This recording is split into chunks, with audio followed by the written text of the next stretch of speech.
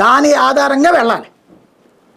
కానీ అతన్ని పట్టుకురాకుండానే వంశీని అరెస్ట్ చేసేది ఏంటి అంటే, వంశీనే లోపలేసాం, నువ్వెంతరా, నువ్వు ముందు మేము చెప్పినట్టు అడుగు అని చెప్పి అతను బెదిరిస్తున్నారు.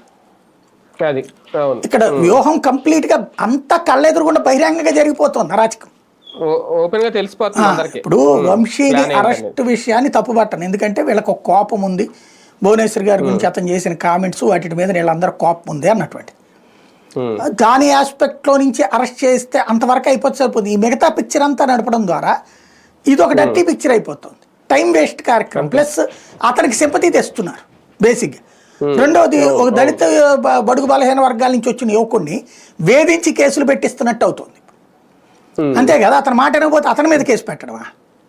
ఇప్పుడు రేపు పొద్దున ప్రభుత్వం మారింది అనుకోండి, పొరపాటునే అంటున్నా, వాళ్ళ దృష్టిల ప్రకారం అయితే వైసీపీ గెలవదని కదా జీవితంలో. పొరపాటున జగన్ వచ్చాడు అనుకోండి, ఇప్పుడు ఈ కేసు పెట్టిన వాడి మీద రేపు ఎస్సీ ఎస్టీ అట్రాసిటీ పెడతారు. ఎందుకు? అతని మీద తప్పుడు కేసు పెట్టిందని. అంతే కదా రేపు పొద్దున వచ్చేది. ఓవరాల్ గా రాబోయే రోజులు ఏం లేదండి, నాయకులు జైళ్లే, అధికారులు జైళ్లే, చివరికి మొత్తం అందరూ జైళ్లు, పోలీస్ స్టేషన్లు, కోర్టులు, అంతే మన బతుకులు ఆంధ్రప్రదేశ్లో. అంతే, ఇక్కడ ఉద్యోగాలు వద్దు, వ్యాపారాలు వద్దు, చదువులు వద్దు, ఎదుగుదల వద్దు, కొట్టుకు సావడం, తిట్టుకు సావడం, బెదిరించుకు సావడం, ఒకళ్ళనొక్కళ్ళు ఏదో ఒకటి నాశనం చేసేసాలనుకోవడం.